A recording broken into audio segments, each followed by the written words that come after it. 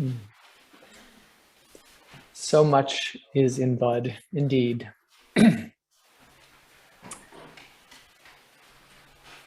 Friends, in the summer of 1845, Henry David Thoreau moved to a cabin he built beside Walden Pond in Concord, Massachusetts, not too far from the Vineyard, really, on a piece of land owned by his good friend, Ralph Waldo Emerson. The rest, as they say, is history.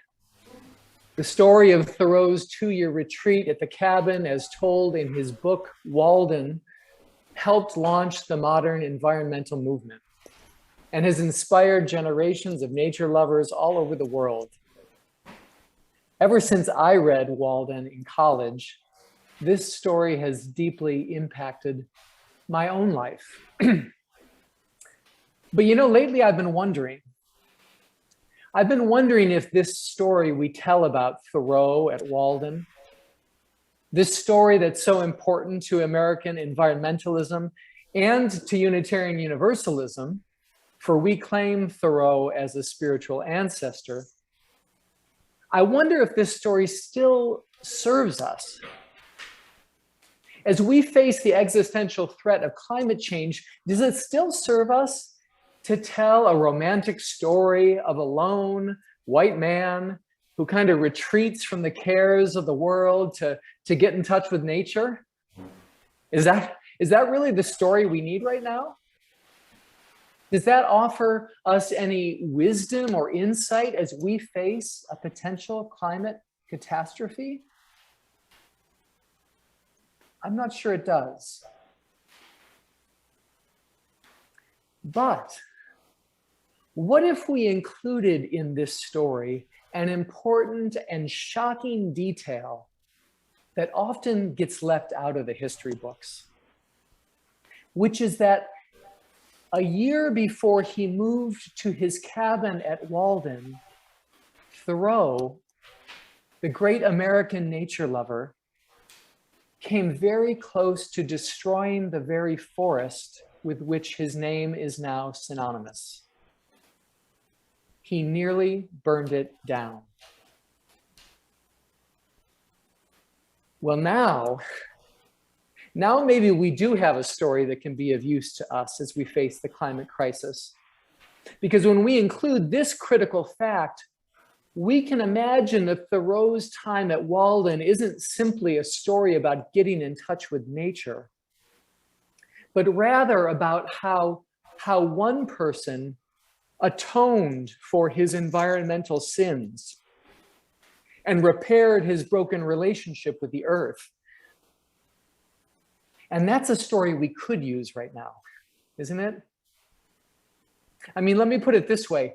If one of the world's most storied environmentalists started out by nearly burning down the forest that he's famous for having loved, well, then maybe there's hope for the rest of us too. Hope that we can repair our broken relationship with the earth, atone for our sins, and tackle this climate crisis before it's too late. Thoreau's story offers us a parable, I believe, for how we might meet the challenge of climate change with spiritual resilience and moral agency.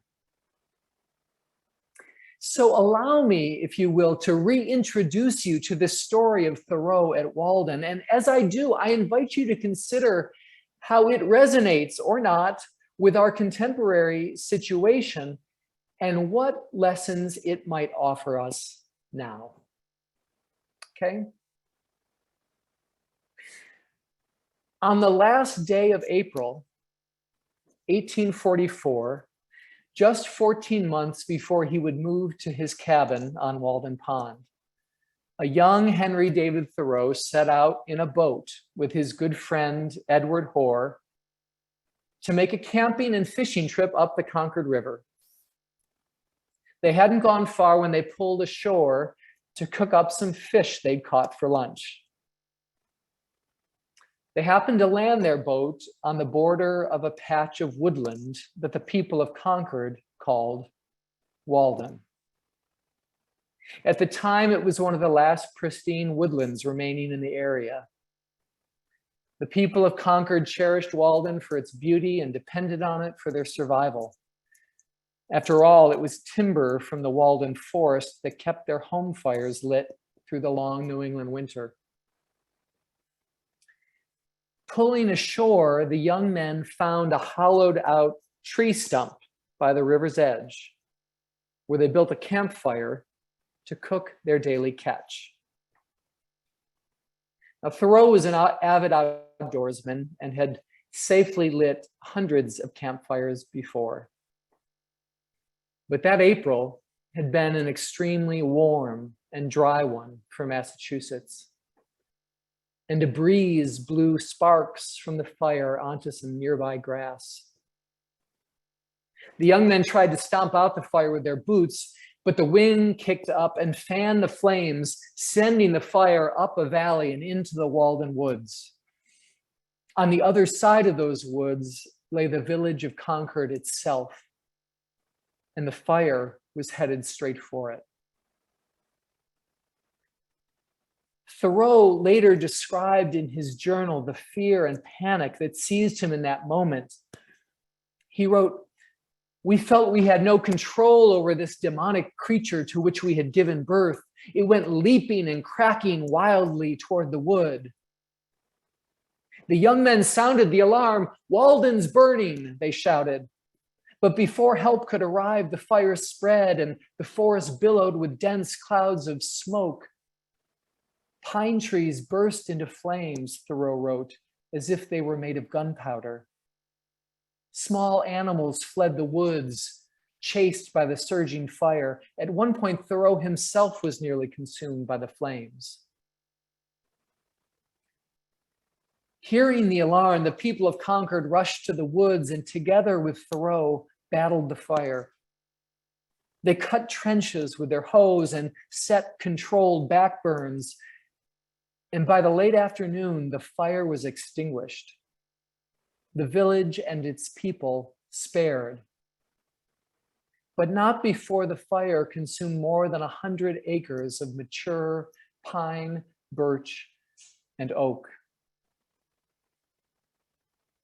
Later that day, when it was all over, a shaken Thoreau walked back through the charred remains of the forest to the site of his campfire. It was as if he needed to see where it had all started. And there was his fish, perfectly broiled in the hollowed out stump. Though disaster was averted, the fire was a costly and traumatic experience for the people of Concord, and many directed their anger at Thoreau. Town officials threatened him with prosecution, and for months his neighbors called him names behind his back, names that he heard and recorded in his journal. Damned rascal, careless flibbertigibbet, and an epithet that stung Thoreau for years, woods burner. Thoreau's journals reveal his own complicated emotional response to the harm that he'd done. His neighbor's name-calling provoked in him a prickly defensiveness. Who are these men who are said to be the owners of these woods? I know the woods better than them and should feel the loss all the more. Sometimes he tried to minimize the damage he'd done. I set fire to the forest, but I've done no wrong therein. These flames are but consuming their natural food. In the end, though, Thoreau's defensiveness was merely a cover for his deep sense of remorse. I feel like a guilty person, he wrote. Nothing but shame and regret. Well, spring passed and summer came, and still Thoreau suffered both the reproach of his neighbors and the judgment of his conscience. What solace he did find came from an unlikely source. After a summer walk through the burned woodland, Thoreau wrote in his journal, "In the spring, I burned over 100 acres till the earth was sere and black. But now, by midsummer, the space is clad in a fresher and more luxuriant green than the surrounding woods. Shall man then despair? Is he not a sproutland too?" When neither his neighbors nor his conscience could forgive him, Thoreau found solace and even grace amidst the tender new growth of the forest he'd burned down. Within a year, Thoreau moved to his cabin in those woods to begin work on his environmental classic, Walden.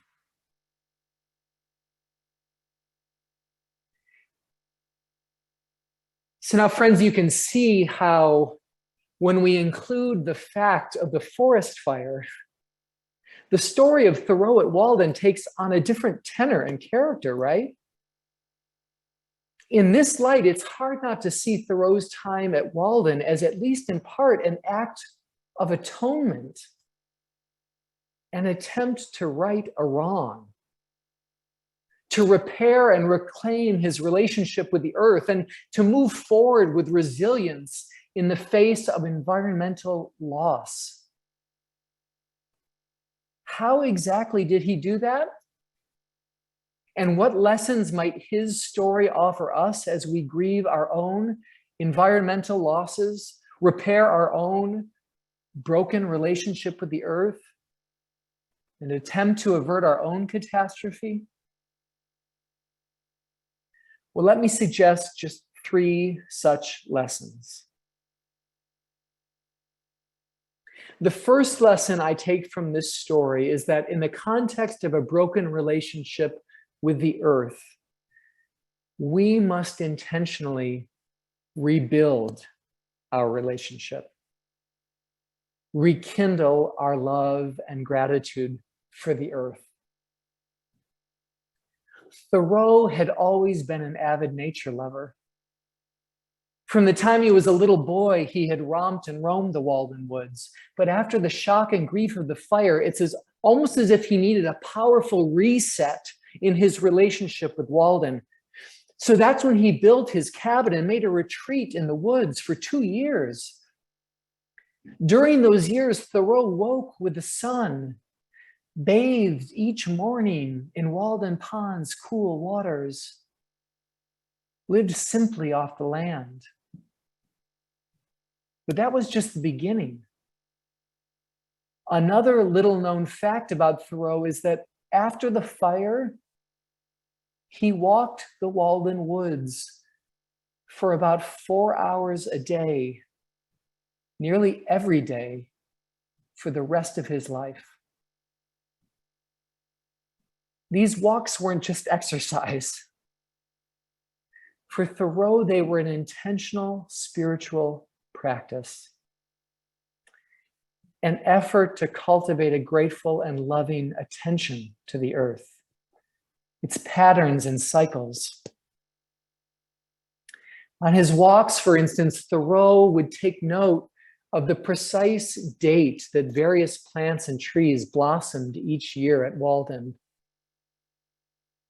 So thorough are his records. That's a little Thoreau pun there, by the way. So thorough are his records that to this day, climate scientists use his data to track the effects of global warming on the forests of eastern Massachusetts. Now, few of us can set aside 2 years for a retreat in the woods or walk 4 hours a day. But at a time when our relationship with the earth is broken, what steps might each of us take to rekindle our sense of connection and gratitude for the earth? Can we walk once a week or take one retreat a year? Many of us from church celebrated Earth Day this year by visiting Polly Hill Arboretum. For an hour, we practiced walking meditation on the Arboretum's grounds, cultivating a mindful attention to the earth, connection, gratitude. Now, let me be clear. I'm not suggesting such practices will save the planet, but I do believe they can make us more resilient in our efforts to save the planet. Rachel Carson once wrote, "Those who contemplate the beauty of the earth find reserves of strength that will endure as long as life lasts." And if you think about it, why would you even bother saving a planet whose beauty you had not known and savored? So perhaps we can do what Thoreau did and find ways to reset our relationship with the earth, cultivating knowledge and connection and gratitude. The second lesson I take from Thoreau's story has to do with how we process our pain and regret in the face of environmental loss. Remember that in the wake of the fire, Thoreau experienced a whole range of negative feelings, from defensiveness and denial to remorse and shame. Throw in the ostracism he faced from his neighbors, and you could see how it would have been easy to just throw up his hands and walk away from Walden. In the face of our own climate disaster, we too struggle with powerful negative emotions.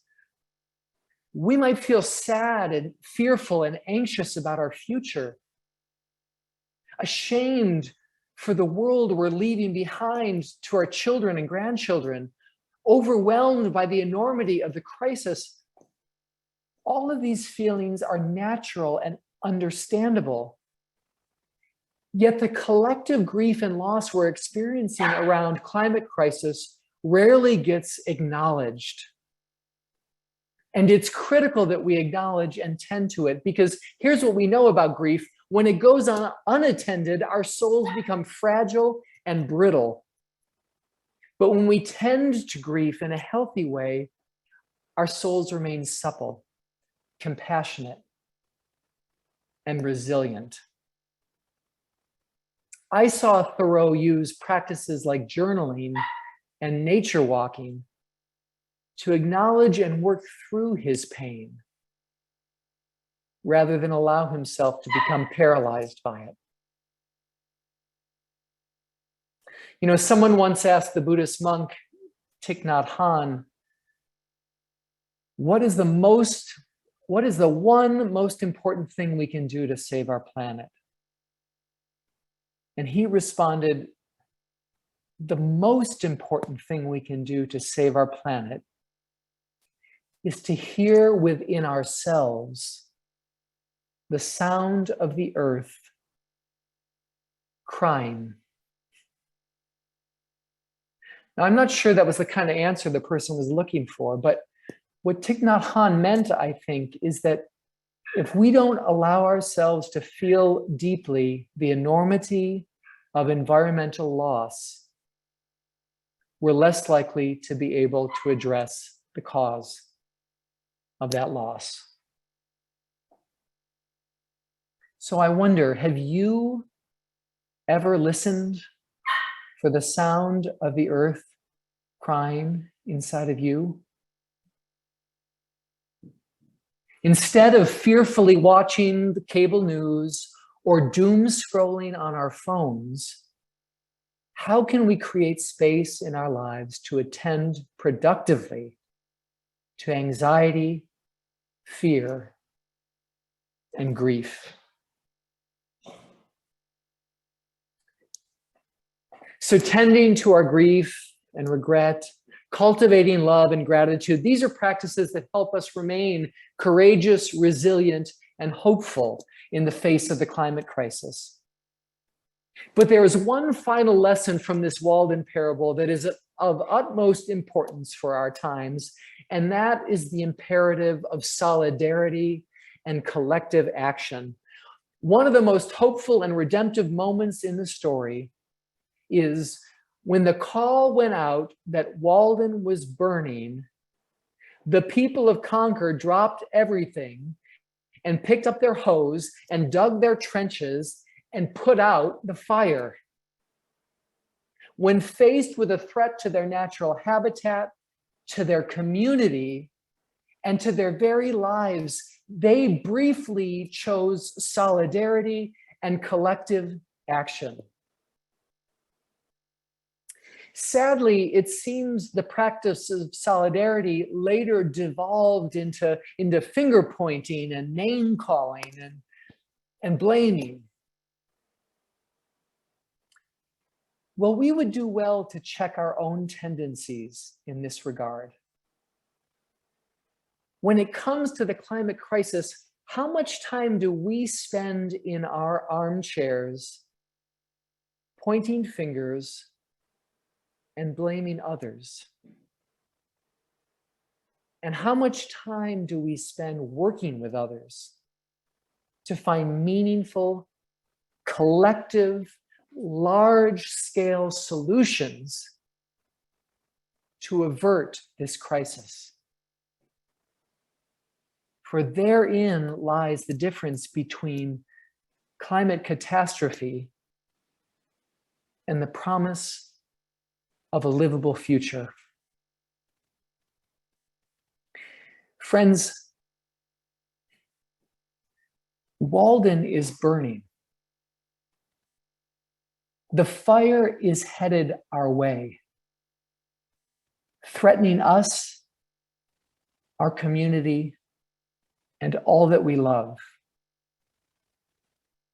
The only way we will avert this crisis is if we heed the alarm and join together in meaningful, powerful collective action. But unlike Walden, this isn't a fire that will be put out in an afternoon. Ours is a fire generations in the making, and it will take generations to repair. So let us also cultivate resilient, hopeful, and courageous spirits. Spirits that can engage this struggle over the long haul by tending to grief and nurturing our connection to the earth and by loving one another. Only then will Walden become not an inferno, but a paradise. Only then will we, like Thoreau, make Walden our home. May it be so. And amen.